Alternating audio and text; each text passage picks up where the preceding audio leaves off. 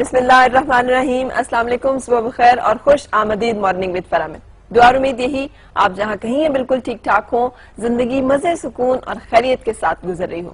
بہت ساری باتیں ہیں اچھی جن کی طرف بھی دیکھنا چاہیے, لیکن بہت ساری باتیں ایسی ہوتی ہیں جن کے اوپر ضرور رک کر غور کرنا چاہیے اور جن کے بارے میں ہمیں بہت سنجیدگی سے ایکشن بھی لینا ہوتا ہے. اس طرح کہ یہ تمام وہ باتیں ہوتی ہیں جو ہمارے کنسرن ہوتے ہیں, یہ تمام وہ باتیں ہوتی ہیں جو ہمارے لیے اہم ہوتی ہیں, اور جو ہمارے لیے اہم ہوتی ہیں ہمیں اس کو دوسروں میں بتانے میں کوئی آر اور جھجک نہیں ہونی چاہیے کہ یہ بات ہمارے لیے کتنی اور کس قدر اہم ہے, اور چونکہ یہ ہمارے لیے اہم ہے اس لیے اس بات کو اہمیت دی جانی چاہیے. مذہب ایک ایسا معاملہ ہے, ویسے تو آج کل کے دور میں جو نعرہ ہے وہ یہ کہ مذہب ہر ایک کا ذاتی معاملہ ہے اور اس کے نتیجے میں بھی ہر ایک شخص کو حق حاصل ہے کہ وہ جس طرح سے اسے پریکٹس کرے. یہ کچھ حد تک صحیح بھی ہے, لیکن اگر ہم دیکھیں کہ پچھلے کافی عرصے سے جو پریکٹس چل رہی ہے کہ اسلام اور اسلام کے جو معاملات ہیں ان کو جس طرح سے پورٹرے کیا جاتا ہے, جس طرح سے ان کے ساتھ کھلواڑ کیا جاتا ہے, کھیلا جاتا ہے, جس طرح سے ان کو مختلف جگہوں پہ توہین کا, تضحیک کا نشانہ بنایا جاتا ہے, اور پھر اس کے بعد اپنی اس روش کو وہ اپنی ایک اعتدال پسندی کو بھی کہہ کے منوا لیتے ہیں, اور اس کے ساتھ روشن خیال بھی وہی ثابت ہو جاتے ہیں, اور اس کے ساتھ معتدل مزاج بھی وہی ٹھہرتے ہیں. حالانکہ جتنا وائلنس اور جتنا اگریشن اور جتنی تضحیک اور توہین اسلام کی غیر مسلموں کے ہاتھوں ہوئی ہے, مسلمانوں کے ہاتھوں کسی غیر مسلم کی یا کسی بھی اور مذہب کی اس طرح کی تضحیک یا توہین نہیں دیکھنے اور سننے میں آئی. آج میں آپ کو اس کی کچھ پریکٹیکل مثالیں دکھاؤں گی, اور میں چاہوں گی کہ آپ انہیں محفوظ رکھیں اپنے پاس, اور جب آپ بھی جائیں مارکیٹ میں تو ان چیزوں کے اوپر بہت دھیان دیں اور ان کو بہت توجہ سے دیکھیں. میرے سامنے اس وقت یہ ایک رگ ہے, اور یہ رگ جو ہے یہ واش روم میں جو ہم ٹوائلٹس میں اپنے یوز کرتے ہیں میٹس, یہ ان کے لیے استعمال ہوتی ہے. اس کے اوپر دیکھنے میں بظاہر ایک ایبسٹریکٹ ڈیزائن نظر آ رہا ہوگا آپ کا, لیکن اگر آپ اس ڈیزائن کو کلوز میں جا کے دیکھیں تو کوئی بھی شخص جو عربی سے ذرا سی دلچسپی رکھتا ہے وہ سمجھ سکتا ہے کہ یہ جو لفظ ہے یہ اس وقت اللہ لکھا ہوا ہے. جس طرح یہ بھی کیمرہ کلوز کر رہا ہے آپ کو شاید اس کے ساری جو لفظ ہیں, ساری جو اس کے حرف ہیں وہ سمجھ میں آ رہے ہوں. میں اس کو اٹھا کر بھی آپ کو دکھا دیتی ہوں.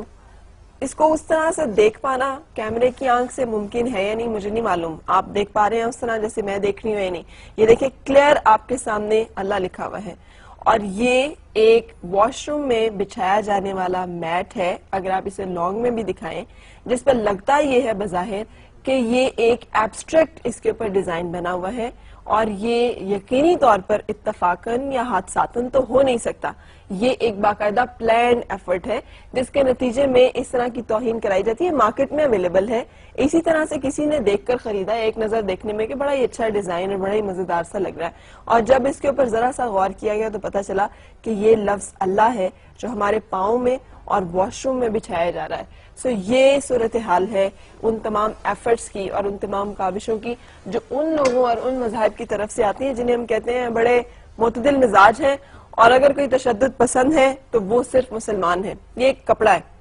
یہ کپڑا خواتین کے لباس بنانے میں استعمال ہوتا ہے.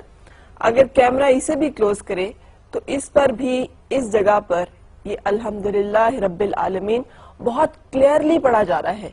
مطلب یہ سامنے نظر آ رہا ہے کہ یہ انہوں نے اس کے ساتھ جس طرح کے مغلظات اس پورے ایک فیبرک کے اوپر پرنٹڈ ہیں, اگر اس کو میں آپ کو دکھا سکوں, یہ ایک عورت اور مرد کی تصویر ساتھ ہی انہوں نے بنائی ہوئی ہے جو کہ ایک عجیب و غریب صورتحال اور نمونہ پیش کر رہی ہے. اس کے بعد اس کے بالکل نیچے یہ لفظ اللہ پرنٹ ہوا ہے. اب یہ اگر آرٹ کا اتنا ہی خوبصورت نمونہ ہے اور ان کو یہ لفظ اتنا ہی فیسینیٹ کرتا ہے, تو مجھے سمجھ میں نہیں آتا کہ اس لفظ کو اپنی خانقاہوں میں, اپنی درسگاہوں میں لگانے سے تو ان کو بہت اعتراض ہوتا ہے, لیکن اس طرح کی جگہوں پر استعمال کرنے میں ان کو یہ پیس آف آرٹ لگتا ہے. یہ ہرگز ایسے نہیں ہے, اس لیے کہ سب کچھ پلانڈ ایفرٹس ہیں, یہ وہ سازشیں ہیں, یہ ان کی نفرت کا, یہ ان کے ان گھناؤنی عزائم کا, یہ ان سازشوں کا مظہر ہے جو مسلمانوں اور عالم اسلام کے خلاف کی جا رہی ہیں اور مسلسل کی جا رہی ہیں. ہمیں اب جبکہ ہم ساری چیزیں امپورٹڈ استعمال کر رہے ہوتے ہیں,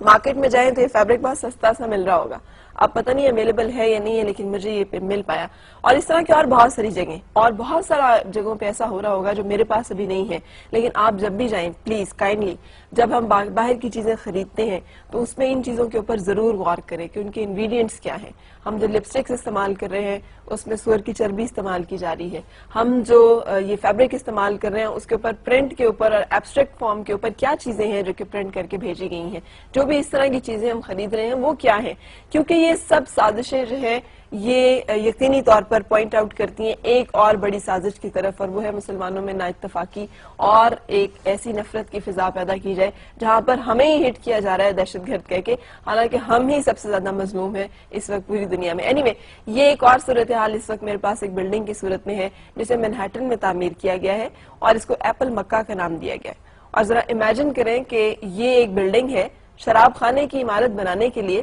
ان کو کعبے سے زیادہ معتبر اور کعبے سے زیادہ خوبصورت ڈیزائن اور کوئی نظر ہی نہیں آیا, کوئی اور ڈیزائن ان کی نگاہوں میں جچا ہی نہیں کہ وہ اس کو شراب خانہ بنا سکیں. سو یہ ایک بلڈنگ جو تعمیر کی گئی ہے جہاں 24 گھنٹے شراب فروخت کی جا رہی ہے, کی جائے گی, اور جو کہبہ خانہ ہوگا یہ اس بالکل ایگزیکٹلی اس پیٹرن پر ہے جو کہ مسلمانوں کی مقدس ترین اور محترم ترین اور مکرم ترین عمارت ہے جسے ہم کعبہ کے نام سے جانتے ہیں, جسے ہم اللہ کا گھر جانتے ہیں. سو یہ تو ہیں وہ لوگ جن کو ہم جانتے ہیں کہ یہ ہمارے لیے آئیں گے اور بہتری کریں گے, اور یہ ہیں وہ لوگ جو اس وقت دنیا کی طاقت اور اختیارات کو کنٹرول کرتے ہیں, اور یہ ہیں ان کی نیتیں, اور یہ ہیں ان کے ارادے, اور یہ ہے ان کی سوچ, اور یہ ہیں ان کے جذبے, اور یہ ہیں ان کے معاملات جو کھلے ہیں ہمارے سامنے. اگر ہم ان کھلی حقیقتوں کو اب بھی نہ دیکھ سکیں